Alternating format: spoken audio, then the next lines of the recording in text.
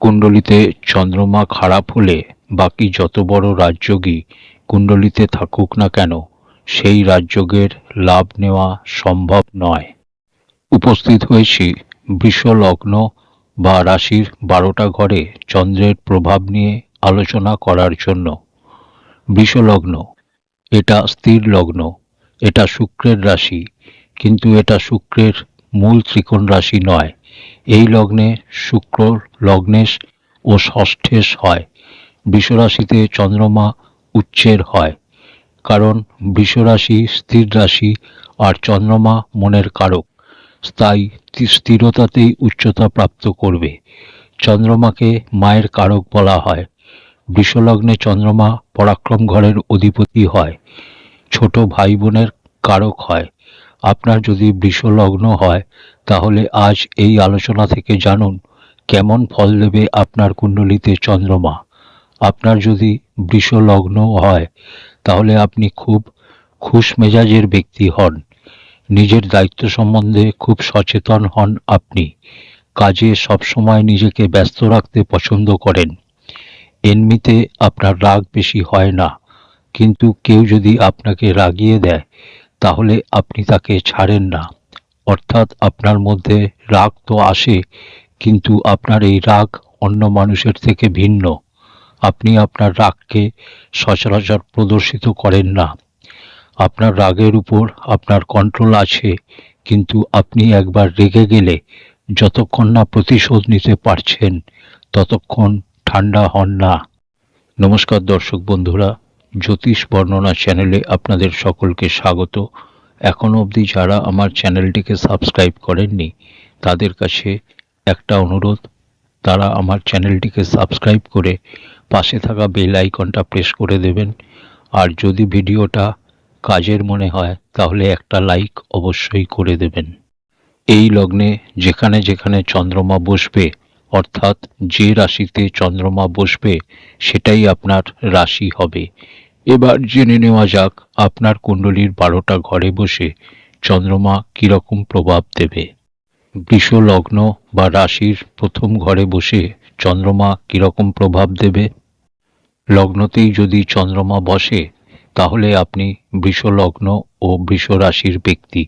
আপনার বৃষ লগ্ন ও বৃষ রাশি হলে লগ্নেশ ও রাশিস শুক্র হবে, অর্থাৎ শুক্রের প্রভুত্বে থাকবেন আপনি। তাই ঐশ্বর্য তো আপনার চাই, কিন্তু কি করে? আপনি কর্তব্যপরায়ণ, কর্মপ্রধান আপনি। পরাক্রমের চন্দ্রমা গিয়ে লগ্নতে বসলে জাতক নিজের পরাক্রমের দ্বারা নিজের জীবনকালে সমস্ত সুখকে প্রাপ্ত করবে। এরকম জাতকের ব্যক্তিত্ব সমাজে আদরণীয় হবে। এরকম জাতক নিজের মধ্যে নিজেই খুব আনন্দে থাকে, যে কোনো কাজকে সর্বদা শ্রেষ্ঠতম স্তরে নিয়ে যায়। কিন্তু কয়েকবার এরকম জাতকের মধ্যে কিছু কমতিও দেখা যায়। কোনো কাজ করতে গিয়ে যদি ভুল হয়ে যায়, তাহলে লাগাতার সেই কাজকে নিয়ে আফসোস করতে থাকে। মনে সবসময় এই ধরনের বিচার চলতে থাকে যে আমি ভুল কাজ করে ফেলেছি, অর্থাৎ সর্বদা আফসোস হতে থাকে, অনুশোচনা হতে থাকবে। বৃষলগ্নে চন্দ্রমা উচ্চ রাশিতে বসে আপনার ব্যক্তিত্বকে সুন্দর ও আকর্ষণীয় বানাবে। যার সাথে আপনি মিশবেন, সে আপনার অনুরাগী হয়ে যাবে, কারণ পরাক্রম আপনার ব্যক্তিত্বের সাথে মিশে গেছে। তো নিজের পরাক্রমের দ্বারাই আপনি সবাইকে নিজের বানিয়ে নেবেন। যার সাথে মিশবেন, সেই ব্যক্তি সর্বদা আপনার দ্বারা প্রভাবিত হতে থাকবে। কিন্তু লগ্নতে চন্দ্রমা বসেছে, তাই একটা কমতিও থাকবে। সেটা কি? আপনার ব্যক্তিত্ব কখনো বাড়বে, কখনো কমবে, অর্থাৎ জোয়ার ভাটার মতো।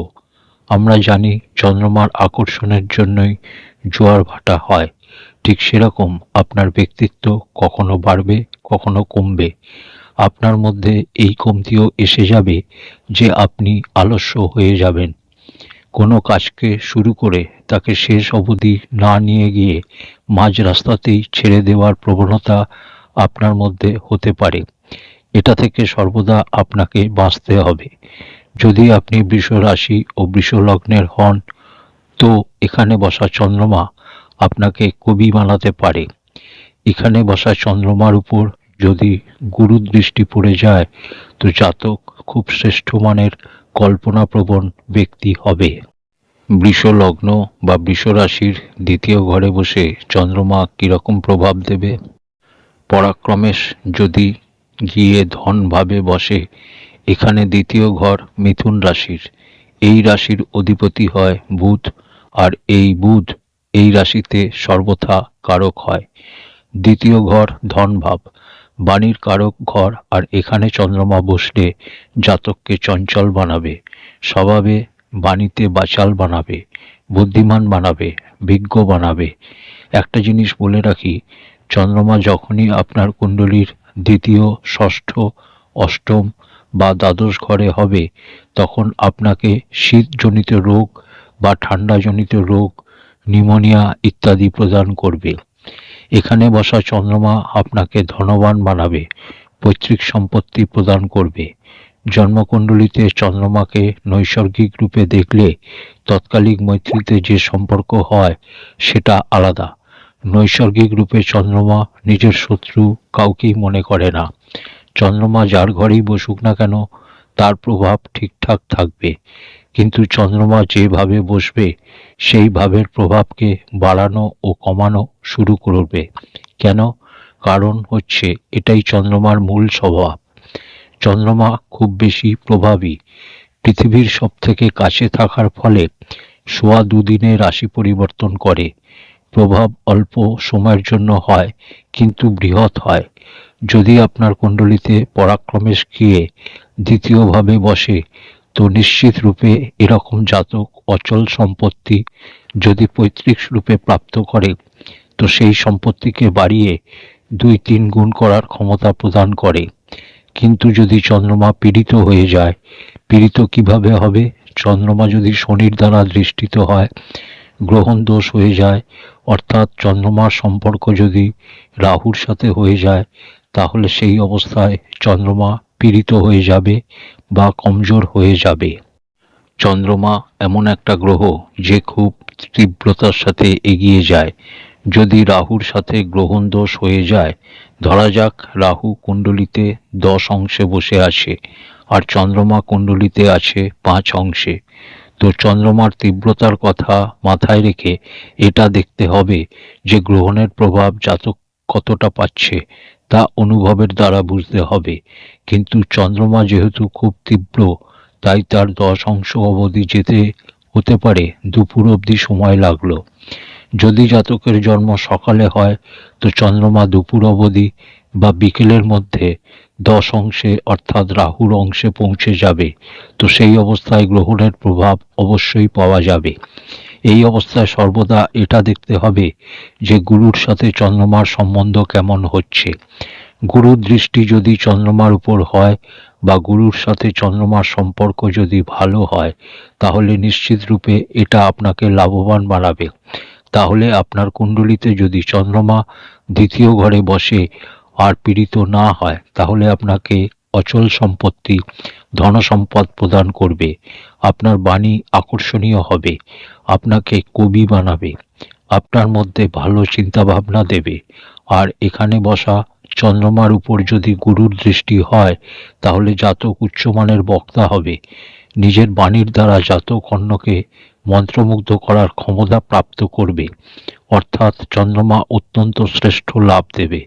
আর চন্দ্রমা যদি পীড়িত হয়ে যায়, যদি বিষ যোগে এসে যায় বা গ্রহণ দোষে এসে যায় বা বুধের সাথে যদি তৎকালিক শত্রুতা হয়ে যায়, তাহলে সেই অবস্থায় আপনার বাণীতে কমজোরি আনবে। আপনি সামনের ব্যক্তিকে কিছু ভালো বলবেন আর সামনের ব্যক্তি তার মানে খারাপ করবে, তাই এই ব্যাপারে আপনাকে সাবধান হতে হবে। বৃষলগ্ন বা বৃষরাশির তৃতীয় ঘরে বসে চন্দ্রমা কিরকম প্রভাব দেবে? চন্দ্রমা এখানে পরাক্রম ঘরে বসলে নিজের রাশিতেই বসবে, আর এখানে বসলে আপনি বৃষলগ্ন ও কর্কট রাশির ব্যক্তি হবেন। পরাক্রমেশ পরাক্রমভাবে আর আপনার স্বভাব মেহনতি, তো এর অর্থ হচ্ছে আপনি আপনার পরাক্রম করার স্বভাব ও কর্মপরায়ণ স্বভাবের জন্য সমাজে সফলতা প্রাপ্ত করবেন, যা খুব শ্রেষ্ঠ। আপনার ব্যক্তিত্ব এমন, আপনার পরাক্রম এমন, যে জিনিসটা আপনি ঠিক করে নেবেন, যে জিনিসটা পাওয়ার জন্য দৃঢ় সংকল্প হবেন, সেটাকে পেয়েই দম নেবেন। কিন্তু এর সাথে এটাও বলবো যে মনে রাখতে হবে চন্দ্রমার নিজের একটা মূল স্বভাব আছে। লগ্ন যেটাই হোক না কেন, গ্রহ নিজের মূল স্বভাব কখনো ত্যাগ করে না। শনির স্বভাব চন্দ্রমাকে যদি পীড়িত করা হয়, মনকে অশান্ত করা হয়, তো সাড়ে সাতি চালু হলে নিশ্চিত কিছু বিশেষ লগ্নে সাড়ে সাতির প্রভাব তো কিছু কম হবে, কিন্তু মন অশান্ত তো হবেই হবে, মানসিক অশান্তি তো প্রাপ্ত হবেই হবে। ঠিক সেরকমই চন্দ্রমা যে এখানে বসলে চন্দ্রমার যে মূল স্বভাব, অর্থাৎ বাড়ানো ও কমানো, তো পরাক্রম এরকম ব্যক্তি করতে শুরু করলে খুব করবে, আর একবার ছেড়ে দিলে আর করার নাম নেবে না। তো এটা আপনার কমতি, এই স্বভাবটাকে আপনাকে দূর করতে হবে। চন্দ্রমা জন্মকুণ্ডলিতে চতুর্থ ঘরে কারক হয়, আর এই অবস্থায় গিয়ে বসেছে কুণ্ডলীর পরাক্রমের ঘরে স্বগৃহী হয়ে। চন্দ্রমা মায়েরও কারক হয়, মায়ের কারক গিয়ে পরাক্রম ঘরে বসেছে, তাই ছোট ভাই বোনের খেয়াল রাখুন, তাদের আগে বাড়তে সাহায্য করুন, আপনি নিজে লাভবান হবেন। এখানে বসা চন্দ্রমা সপ্তম দৃষ্টিতে নবম ঘর বা ভাগ্যভাবকে দেখবে, ফলে নিরন্তর ভাগ্যকে বৃদ্ধি করবে। বৃষলগ্ন বা বৃষ রাশির চতুর্থ ঘরে বসে চন্দ্রমা কিরকম প্রভাব দেবে? চতুর্থ ঘরে চন্দ্রমা বসলে এই ঘরে চন্দ্রমা দিকবলী হয়ে যায়। এখানে বসলে চন্দ্রমা সূর্যের রাশিতে বসবে, আর সূর্যের সাথে যদি সম্বন্ধ ভালো হয় তো তাহলে অতি মিত্র হয়ে যাবে, আর অতি মিত্র হয়ে বসলে অত্যন্ত শ্রেষ্ঠ, আপনাকে তেজস্বী বানাবে। আপনি বৃষলগ্নের, তাই আপনি মেহনতি তো বটেই, তার সাথে এবার অনুশাসিত হয়ে যাবেন। আপনি স্বতন্ত্র বিচারধারার ব্যক্তি হবেন। আপনি যদি বৃষলগ্ন ও সিংহ রাশির হন, তাহলে স্বতন্ত্র বিচারধারা, আপনি সুখকে চাইবেন, আর শুধু চাইবেনই না, সুখকে পাওয়ার জন্য আপনি পরাক্রম করবেন। প্রত্যেকটা সুখ, তা সে যে কোনো ধরনের সুখই হোক না কেন, স্ব উপার্জিত ধন, যা আপনার চাই তা আপনি মেহনতের দ্বারা প্রাপ্ত করবেন, কারণ আপনার স্বভাবই এমন যে আপনি মেহনতের দ্বারা সবকিছু প্রাপ্ত করতে চান। আপনি নিজে অনুশাসিত আর সকলকে অনুশাসিত দেখতে চান, এটা আপনার মূল প্রাকৃতিক স্বভাব। এখানে বসা চন্দ্রমা সব দিক থেকে আপনাকে লাভবানই বাড়াবে। এখানে চন্দ্রমা সিংহ রাশিতে আর পরাক্রমেশ হয়ে সুখভাবে বসে নিজের ঘর থেকে দুই দ্বাদশের সম্বন্ধ বানাচ্ছে, কিন্তু এতে কোনো সমস্যার কিছু নেই, কারণ নিজে অতি মিত্রর ঘরে বসেছে, যেখানে দিকবলি হয় সেখানে বসেছে, তাই এই চন্দ্রমা থেকে আপনি লাভই লাভ পাবেন। এখানে বসা চন্দ্রমা সপ্তম দৃষ্টিতে দশম ঘর বা কর্মস্থানকে দেখবে, ফলে আপনার কর্মক্ষেত্রে লাভ প্রদান করবে। আর যদি চন্দ্রমা পীড়িত হয়ে যায়, বিষ যোগ হয় বা গ্রহণ দোষ হয়, তাহলে সেক্ষেত্রে আপনার কর্মক্ষেত্রে আপ ডাউন পরিস্থিতি তৈরি করবে। একটা কাজে আপনাকে বেশি দিন টিকতে দেবে না। চাকরি করছেন, কিছুদিন বাদে চাকরি চলে গেল, কিন্তু যদি পীড়িত না হয় আর গুরুর দ্বারা যদি দৃষ্টিত হয়, তো সেই অবস্থায় সর্বদা শ্রেষ্ঠ লাভ দেবে। এই লাভ আপনি আপনার মেহনতের দ্বারা আনবেন। এটা বলা যাবে না যে এই লাভ আপনি আপনা আপনি পেয়ে যাবেন। প্রত্যেকটা লাভের জন্য আপনি পরাক্রম করবেন ও পরাক্রমের দ্বারা লাভ অর্জন করবেন। বৃষ লগ্ন বা রাশির পঞ্চম ঘরে বসে চন্দ্রমা কিরকম প্রভাব দেবে?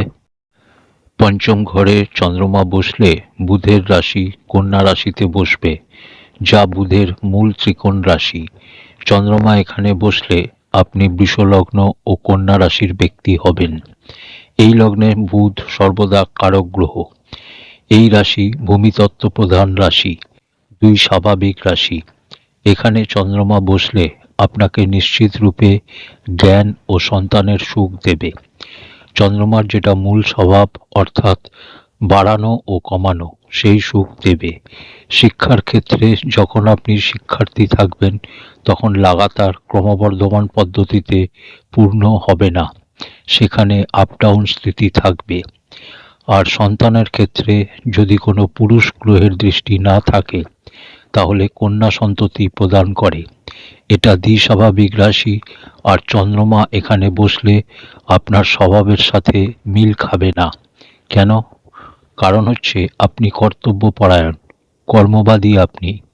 কিন্তু চন্দ্রমা কন্যা রাশিতে যাবার কারণে 50% নিজের স্বভাব আপনার মধ্যে দেবে, আর সেই স্বভাব দুই স্বাভাবিক হবে। আপনার মন সবসময় সংশয় ভরা হবে। কোনো কাজ শুরু করার কিছুদিনের মধ্যেই আপনার মনে সংশয় উৎপন্ন হবে, অথবা কোনো কাজ শুরু করার আগেই আপনার মধ্যে সংশয় দেখা দেবে যে সফলতা পাবেন কি পাবেন না, কাজ হবে কি হবে না। যেখানে আপনার মূল স্বভাব হচ্ছে নিজের অক্লান্ত পরিশ্রমের দ্বারা যে কোনো কাজকে নিজের হিতে করা। কিন্তু চন্দ্রমা যেহেতু কন্যা রাশিতে, তাই আপনার মনে সংশয় উৎপন্ন করাবে, কনফিউজ করাবে। এবার এই চন্দ্রমার সমস্যা তখন আরও বেড়ে যাবে যখন বিষ যোগে হবে, বা গ্রহণ যোগে হবে, অথবা কেন্দ্রুম যোগে হবে, অথবা পাপকর্তরী যোগে হবে, অথবা শকট যোগে হবে। শকট যোগ হচ্ছে গুরুর সাথে ষষ্ঠ অষ্টমের সম্পর্ক হলে তখন চন্দ্রমা পীড়িত হয়ে যাবে। কিন্তু যদি এরকম না হয়, আর চন্দ্রমা যদি বুধের সাথে তৎকালীন মৈত্রী রাখে, অর্থাৎ বুধ যদি আপনার কুণ্ডলিতে দ্বিতীয়, তৃতীয় ও চতুর্থ ঘরে, অথবা ষষ্ঠ, সপ্তম বা অষ্টম ঘরে বসে, তাহলে চন্দ্রমা ও বুধের তৎকালিক মৈত্রী হবে। আর তৎকালিক মৈত্রীর সাথে সাথে যদি এই চন্দ্রমার উপর গুরু দৃষ্টি পড়ে যায়, তাহলে জাতক শ্রেষ্ঠ বক্তা, শ্রেষ্ঠ কবি, লেখক হতে পারে, উচ্চমানের জ্যোতিষীও হতে পারে। দূরদর্শিতার গুণ জাতকের মধ্যে থাকবে। এক কথায় গুরু দৃষ্টি পড়লে অত্যন্ত শ্রেষ্ঠ হবে, সমস্ত ধরনের সুখ প্রদান করবে। প্রত্যেকটা সুখ আপনার জ্ঞান ও পরাক্রম, অর্থাৎ আপনাকে জ্ঞানী বানাবে, আর সেই জ্ঞান থেকে আপনি পরাক্রম করবেন, আর সেই পরাক্রমের দ্বারা আপনি সফলতা প্রাপ্ত করবেন। বৃষ লগ্ন বা রাশির ষষ্ঠ ঘরে বসে চন্দ্রমা কিরকম প্রভাব দেবে? এখানে চন্দ্রমা বসলে তুলা রাশিতে বসবে। এখানে চন্দ্রমা বসলে আপনার লগ্ন বৃষ আর রাশি তুলা হবে। আপনার লগ্ন আর রাশি দুজনেরই অধিপতি শুক্র হবে। শুক্র কোথায় বসেছে সেটা একবার দেখে নিতে হবে। চন্দ্রমার সাথে শুক্র স্থিতি কেমন হচ্ছে সেটা দেখে নিতে হবে। তৎকালিক মিত্রতা হচ্ছে কিনা সেটা দেখে নিতে হবে। চন্দ্রমা এখানে বসে নিচাভিলাষী হয়ে যাবে, পরাক্রমে এসে ষষ্ঠ স্থানে বসেছে। যদিও চন্দ্রমার ষষ্ঠ, অষ্টম ও দ্বাদশের দোষ হয় না, কিন্তু কুণ্ডলীর ষষ্ঠ ঘরে বসে চন্দ্রমা আপনার পরাক্রমে কমতি আনবে, আপনাকে কমজোর, আলস্য ও রোগী বানাবে। যদিও চন্দ্রমার দ্বারা দেওয়া রোগ কোনো বড় আকারের হয় না, শীতজনিত রোগ, ঠান্ডাজনিত রোগ আর ছোটোখাটো যেমন সর্দি, মাথা ব্যথা এই ধরনের রোগ দেয়। এমন কোনো বড় রোগ দেয় না যাতে জীবন সংশয় হয়। এখানে বসা চন্দ্রমা যদি শুক্রের সাথে তৎকালিক মিত্রতা রাখে, তাহলে সেক্ষেত্রে আপনার জন্য লাভকারী সিদ্ধ হবে। জাতক নিজের পরাক্রমের দ্বারা রোগ, ঋণ ও শত্রু এই তিনটাতেই বিজয় প্রাপ্ত করবে। অর্থাৎ জাতক নিজের পরাক্রমের দ্বারা অনেক বড় মাত্রার ঋণে জড়িয়ে পড়লেও কোনো সমস্যা হবে না। জাতক ঋণ থেকে মুক্ত হবে, শত্রু সর্বদা হার মানবে, অর্থাৎ শত্রুর উপর সর্বদা বিজয় প্রাপ্ত করবে জাতক। বৃষ লগ্ন বা রাশির সপ্তম ঘরে বসে চন্দ্রমা কিরকম প্রভাব দেবে? সপ্তম ঘরে চন্দ্রমা বসলে বৃশ্চিক রাশিতে বসবে। বৃশ্চিক রাশিতে চন্দ্রমা নীচ হয়। এখানে বসা চন্দ্রমা দাম্পত্য জীবনে সমস্যা উৎপন্ন করতে পারে। এখানে বসা চন্দ্রমা স্ত্রীর সাথে বা স্বামীর সাথে মতভেদের স্থিতি উৎপন্ন করবে। এখানে বসা চন্দ্রমা নিজের ঘর থেকে নবম পঞ্চম যোগ বানাচ্ছে। চন্দ্রমা কেবলমাত্র 3 অংশ অবধি নীচ অবস্থায় থাকবে। 3 অংশের উপর হলে নীচ রাশির ব্যাপার কিছু থাকবে না। যদি মঙ্গলের সাথে চন্দ্রমার তৎকালিক মিত্রতা হয়ে যায় তাহলে ভয় পাওয়ার কিছু নেই। কিন্তু এখানে খেয়াল রাখার মতো বিষয় হচ্ছে যে আপনি বৃষ লগ্নের, আপনার স্বভাব হচ্ছে স্থির, কর্মপ্রধান স্বভাব আপনার, কিন্তু বৃশ্চিক রাশি হয়ে যাওয়াতে আপনার স্বভাবে পরিবর্তন আসবে, আপনার মধ্যে ধৈর্যের অভাব ঘটবে, আপনার মধ্যে চিড়চিড়ানি স্বভাব এসে যাবে, আপনার রাগ খুব তাড়াতাড়ি এসে যাবে, আর এই রাগের কারণে আপনি আপনার দাম্পত্য জীবনকে কমজোর করবেন। এই রাগের কারণে আপনার স্ত্রীর সাথে মতভেদের স্থিতি উৎপন্ন হবে। আবার বলবো, এখানে বসা চন্দ্রমার জন্য এই কারণে ভয় পাওয়ার কোনো কারণ নেই যে নিচ রাশিতে বসেছে তো তাই সব খারাপ করবে। হ্যাঁ, একটা কথা ঠিক যে নিচ রাশিতে হওয়ার কারণে এটা অনুভব হয় যে মনকে সবসময় অশান্ত করে দেয়। মন সবসময় অশান্ত থাকবে, সঠিক নির্ণয় নিতে পারবে না। কখনো কখনো নির্ণয় এত তাড়াহুড়োতে নেওয়া হয়ে যাবে যে পরে গিয়ে আফসোস হবে যে এত তাড়াতাড়ি সিদ্ধান্ত না নিলেই হতো, এই কাজ এখনই না করলে হতো। বৃষ লগ্ন বা রাশির অষ্টম ঘরে বসে চন্দ্রমা কিরকম প্রভাব দেবে? এখানে অষ্টম ঘরে চন্দ্রমা বসলে ধনু রাশিতে বসবে। এখানে বসে নিজের ঘর থেকে ষষ্ঠ অষ্টমের সম্বন্ধ বানাবে, যাকে সরাস্রক যোগ বলা হয়। এখানে বসা চন্দ্রমা কী ধরনের ক্ষতি করতে পারে? এখানে গুরুর ঘরে বসেছে, আর চন্দ্রমার সাথে যদি গুরুর তৎকালিক শত্রুতা হয়ে যায় তাহলে জাতকের স্বাস্থ্যকে কমজোর বানিয়ে দেবে। আপনার কমন সেন্স বা ষষ্ঠ ইন্দ্রিয় সঠিক সময়ে সঠিক কাজ করবে না, আপনার মধ্যে সংশয় কাজ করবে, মনকে স্থির রাখতে পারবেন না, সঠিক সিদ্ধান্ত নিতে সক্ষম হবেন না। কিন্তু যদি এই চন্দ্রমার উপর গুরুর দৃষ্টি পড়ে তাহলে ছোটোখাটো রোগ সেক্ষেত্রেও দেবে, ঠান্ডাজনিত রোগ, ঠান্ডাজনিত সমস্যা, ছোটোখাটো সমস্যা সেক্ষেত্রেও দেবে। কিন্তু এখানে বসা চন্দ্রমা আপনাকে জ্ঞানী বানাবে, আপনাকে জ্যোতিষী বানাবে, কারণ গুরুর দ্বারা দৃষ্টিত হচ্ছে তাই। এখানে বসা চন্দ্রমার উপর গুরু দৃষ্টি পড়ে গেলে জাতককে বুদ্ধিমান ও ধনবান বানাবে। পীড়িত হয়ে গেলে অর্থাৎ গ্রহণ লেগে গেলে, বিষ যোগ হলে, কেন্দ্রুম যোগ হলে অথবা শকট যোগ হলে সেই অবস্থায় আপনাকে পূর্ণত কষ্ট দেবে। জন্ম থেকেই জাতকের নিউমোনিয়ার সমস্যা থাকতে পারে, পরে গিয়ে অ্যাজমার সমস্যা হতে পারে, অর্থাৎ বড় রোগ হবার সম্ভাবনা হবে। বৃষ লগ্ন বা রাশির নবম ঘরে বসে চন্দ্রমা কীরকম প্রভাব দেবে? চন্দ্রমা নবম ঘর বা ভাগ্যের ঘরে বসলে এখানে নবম ঘর মকর রাশি, যার অধিপতি শনি। ভাগ্যভাবে বসে চন্দ্রমা সপ্তম দৃষ্টিতে নিজের ঘরকেই দেখবে, ফলে আপনার ভাগ্যতে বৃদ্ধি ঘটাবে, আপনার ভাগ্যকে বাড়াবে। চন্দ্রমা এখানে বসে ভাগ্যর বৃদ্ধি সর্বদা করবে। এরকম নয় যে শনির রাশিতে বসেছে বলে আপনার ক্ষতি করবে। এটা দেখে নিতে হবে যে শনির সাথে চন্দ্রমার সম্পর্ক কেমন হচ্ছে।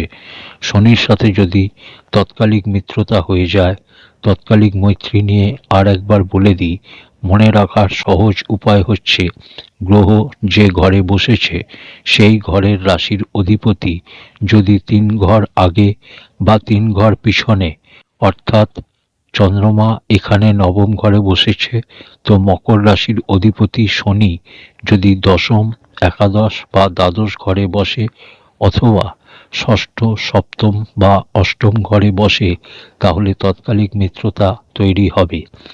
এছাড়া যে বাকি ঘরগুলো বাঁচল, অর্থাৎ পঞ্চম, চতুর্থ, তৃতীয়, দ্বিতীয় ও প্রথম ঘর, এই ঘরগুলোয় যদি শনি বসে তাহলে অতি শত্রু মানা হবে। সেই অবস্থায় চন্দ্রমা, যদিও এটা ভাগ্যের ঘর তাই ভাগ্যতে কমতি তো করবে না, কিন্তু নিজের ঘরকে দেখছে, ফলে নিজের ঘরের প্রভাবে কমতি আনবে। আর আপনি সবসময় একই ধরনের পরাক্রম করতে পারবেন না, কারণ আপনার লগ্ন বৃষ আর আপনার পরিচিতি কর্মের জন্য, তাই আপনার কর্মে কমতি এসে যাবে, আপনার পরাক্রমে কমতি এসে যাবে, আপনি ধারাবাহিকতা বজায় রাখতে পারবেন না। বৃষ লগ্ন বা রাশির দশম ঘরে বসে চন্দ্রমা কিরকম প্রভাব দেবে। এখানে চন্দ্রমা বসলে এটা কুম্ভ রাশি, এটাও শনির রাশি, আর শনির রাশিতে এসে যদি বসে যায় তাহলে পরাক্রমেশ এসে কর্মস্থানে বসবে। পরাক্রমেশের সম্বন্ধ কর্মস্থানের সাথে হওয়া অত্যন্ত শ্রেষ্ঠ। এখানে বসে চন্দ্রমা নিজের ঘর থেকে ষষ্ঠ অষ্টমের সম্বন্ধ বানাবে, যা স্বরাষ্ট্রক যোগ। কিন্তু এখানে চন্দ্রমা পরাক্রমেশ হয়ে কর্মস্থানের সাথে সম্বন্ধ বানাচ্ছে, যা অত্যন্ত শ্রেষ্ঠ স্থিতি। তাই এই অবস্থাতে স্বরাষ্ট্রক যোগ থাকলেও আপনার চিন্তার কোনো কারণ নেই। এখানে বসা চন্দ্রমা আপনার কার্যক্ষেত্রে কখনো কখনো আপ ডাউন স্থিতি উৎপন্ন করবে, কারণ চন্দ্রমার মূল স্বভাব হচ্ছে বাড়ানো ও কমানো, অর্থাৎ একই রকম থাকতে না দেওয়া। এখানে বসা চন্দ্রমা আপনাকে ব্যবসায় হোক বা চাকরিতে সফল অবশ্যই বানাবে, অর্থাৎ এখানে বসা চন্দ্রমা আপনার জন্য শ্রেষ্ঠ ফল প্রদাতা হবে স্বরাষ্ট্রক যোগ থাকা সত্ত্বেও। বৃষ লগ্ন বা রাশির একাদশ ঘরে বসে চন্দ্রমা কিরকম ফল দেবে। এখানে বসলে চন্দ্রমা মীন রাশিতে বসবে, যার অধিপতি গুরু। এখানে চন্দ্রমা বসলে নিজের ঘর থেকে নবম পঞ্চম যোগ বানাবে। আয়ভাবে চন্দ্রমা হলে আয়ের স্থিতি শ্রেষ্ঠ, কিন্তু আপ ডাউন স্থিতির সাথে। উদাহরণস্বরূপ, জাতক যদি এই মাসে 50,000 টাকা কামায়, তাহলে পরের মাসে হয়তো দেখা গেল 1 লাখ টাকা কামালো, আর তার পরের মাসে গিয়ে দেখা গেল 20,000 টাকা কামালো। বলার অর্থ হচ্ছে একই রকম আয়ের স্থিতি থাকতে দেবে না, আপ ডাউন স্থিতি থাকবে। এখানে বসা চন্দ্রমা পীড়িত কিনা সেটা দেখে নিতে হবে। চন্দ্রমা যদি কৃষ্ণপক্ষের হয়, অথবা শনির দ্বারা যদি দৃষ্টিত হয় বা গ্রহণ দোষ লেগে যায়, তাহলে সেক্ষেত্রে এই চন্দ্রমা থেকে শ্রেষ্ঠ লাভ পাওয়া যাবে না। এখানে চন্দ্রমা গুরুর রাশিতে বসেছে, তাই গুরুর সাথে যদি তৎকালিক মিত্রতার সম্পর্ক হয়, সেক্ষেত্রে এই চন্দ্রমা থেকে শ্রেষ্ঠ লাভ পাওয়া যাবে। বৃষ লগ্ন বা রাশির দ্বাদশ ঘরে বসে চন্দ্রমা কিরকম প্রভাব দেবে। এখানে চন্দ্রমা বসলে মেষ রাশিতে বসবে, তাহলে আপনার বৃষ লগ্ন মেষ রাশি হবে। পরাক্রমেশ হয়ে চন্দ্রমা দ্বাদশ ঘরে গিয়ে বসেছে, ফলে জাতককে কখনো কখনো কোর্ট কাছারির চক্করে পড়তে হবে। জীবনকালে এরকম স্থিতি তৈরি হয়ে যায় যে কোর্ট কাছারির চক্করে পড়তেই হয়। এখানে অর্থাৎ মেষ রাশিতে চন্দ্রমা বসে আপনার ধৈর্যের কমতি করবে। এখানে বসা চন্দ্রমা কখনো কখনো আপনার মধ্যে আলস্যর মাত্রা বাড়িয়ে দেবে, কখনো কখনো আপনার রাগ বৃদ্ধি পাবে, আপনার মধ্যে ক্রোধ অনেক বেশি হবে। কিন্তু মঙ্গলের সাথে যদি তৎকালিক মিত্রতা হয়ে যায় বা সপ্তম ঘরে শুক্র বসে যদি চন্দ্রমার উপর দৃষ্টি দেয়, তো তাহলে প্রবল গজকেশরী যোগ নির্মাণ হবে। আর এরকম স্থিতি হলে আপনি নিশ্চিত খুব সৌভাগ্যশালী হবেন। একটা সামান্য ঘরে জন্মগ্রহণ করেও আপনি আপনার জীবনকালে সমস্ত ধরনের সুখ প্রাপ্ত করবেন। এক কথায় সুখের জীবন কাটবে। এটা প্রবল গজকেশরী যোগ। যদি শুক্র কুণ্ডলীর ষষ্ঠ ঘরে বসে আর চন্দ্রমা দ্বাদশ ঘরে বসে, তো এখানে বসা চন্দ্রমা চেষ্টা করে জাতককে নিজের ধন বাজে কোনো কাজে ব্যয় না করায়। জাতক অর্থকে বাঁচানোরই চেষ্টা করে, কিন্তু দেখা যায় যে ধন জাতকেরই ভুল সিদ্ধান্তের কারণে বারবার হাত থেকে বেরিয়ে যায়। অর্থাৎ ব্যয়ভাবে বসা চন্দ্রমা আপনাকে ক্ষতি করবে না। এটা আগেই বলেছি যে চন্দ্রমার ষষ্ঠ, অষ্টম ও দ্বাদশের দোষ লাগে না, তাই ব্যয় ঘরে বসে কোনো ক্ষতি করবে না। ক্ষতি শুধু এটুকুই যে কখনো কখনো আপনার তাড়াহুড়োতে নেওয়া সিদ্ধান্ত ভুল প্রমাণিত হবে এবং তার ফলে আপনার ক্ষতি হবে। প্রিয় দর্শক বন্ধুরা, এই ছিল বৃষ লগ্ন বা বৃষ রাশির 12টা ঘরে চন্দ্রমার প্রভাব নিয়ে আলোচনা। আজ এই অবধি। পরের ভিডিওতে আবার কথা হবে। ধন্যবাদ।